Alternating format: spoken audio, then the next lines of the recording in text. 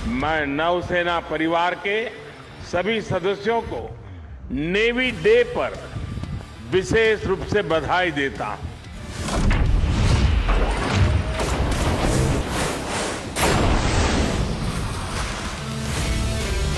দেশের সুরক্ষার ঢাল ভারতীয় নৌসেনাদের প্রতি আজ বিশেষ শ্রদ্ধা, আর সেই শ্রদ্ধাই জানালেন প্রধানমন্ত্রী নরেন্দ্র মোদী।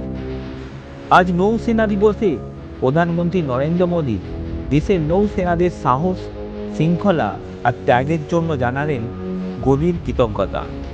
তিনি বললেন, ভারতের সমুদ্র সীমার সুরক্ষায় নৌবাহিনী যে অসাধারণ ভূমিকা পালন করছে তা দেশবাসী আজ গর্বের সঙ্গে স্মরণ করছে।